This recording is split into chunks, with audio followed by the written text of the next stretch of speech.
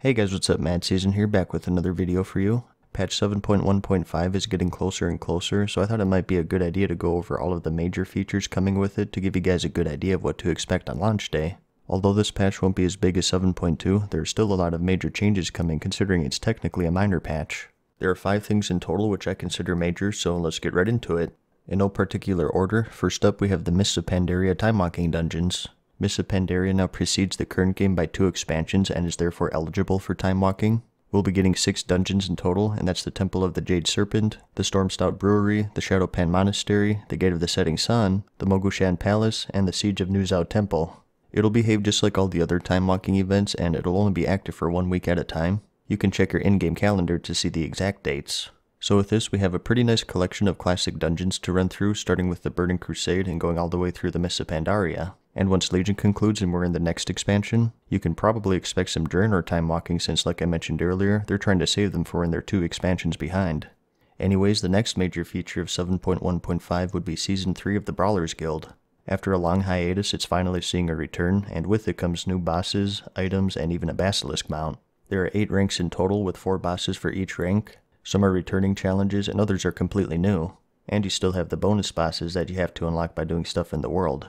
A big change they're going for this iteration is to make it more interactive for those not in the fights. This is done through random raid bosses that pull everybody into the arena, and by items you can buy such as an internal graveyard that helps out your fellow brawlers, a betting system, and more. You buy these items from a vendor located inside the guild using a currency called Brawler's Gold, which you get by winning fights. And just like the previous seasons, all of the fights provide their own unique challenges and not one is the same. If you do end up delving into it, I am in the process of making full guides for all of the bosses in ranks 1 through 8. I'll have a link to a playlist for that in the description if you end up needing it. Another major change, and this is more aimed towards those of you with alts out there, is a new way to catch up with artifact knowledge. In your order hall from your normal artifact research NPC, you can trade in 500 order hall resources for an instant artifact knowledge level, up to a maximum of 15. And if you already did the grind on one character, you can also buy the more cost-efficient bind on account compendiums. These give you artifact knowledge 5 levels under your current level for 1000 order hall resources. For example, if you're artifact knowledge level 20, you can buy a tome that gives you level 15, and if you're 25, you can buy the level 21, and so on. If you want a more in-depth coverage of how all of that works, I did recently make a video about it that you may find handy. I'll have a link to that in the description. Next up, we have the class balance changes. These are pretty common with every patch, but they're so extreme in this one, I consider it to be a major feature. They sweep across pretty much every spec. We have stuff as simple as number tweaks, and more major stuff like talent tier rearranging, including new talents, and stat rebalancing. Something I mentioned in my 7.1.5 preparation video is to hang on to any gear you're getting now that's close to your eye level because they could very well be upgrades when the patch hits. These changes are that major. And some other things I consider to be in the realm of class balance are all of the new legendaries. As you may know, each spec is getting a new legendary this patch, and we're also getting some trinkets that any class and spec can get.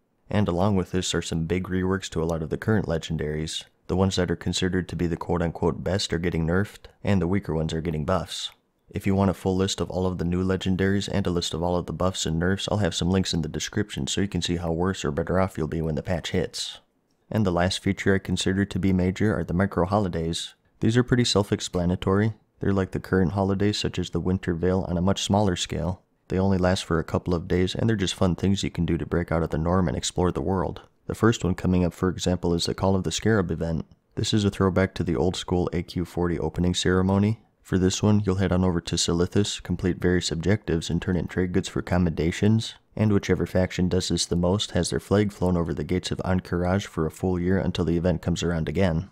And another example is the hatching of the hippogriffs. For this one, you visit Fairless and hatch a baby hippogriff, which will sit on your shoulder for a day. So like I said, they're just fun little distractions. One thing they wanted to note is that they don't want any major rewards for these events such as pets or mounts since they're so short. They don't want scenarios to where if you couldn't log on for 2 days that you have to wait a full year until you have another shot at it. So you can take that as a good thing or a bad thing.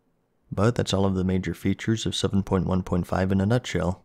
Before I sign off, for all of you PvPers out there, an honorable mention goes out to the Blade's Edge Arena update. This arena is getting a big graphical update, so that'll be something to look forward to if you put some time into arenas. But that's all I got for you for this video. I hope you found it helpful. Give it a like if you liked it, and if you really liked it, let me know in the comments and subscribe. And as always, thanks for watching, good luck, and peace.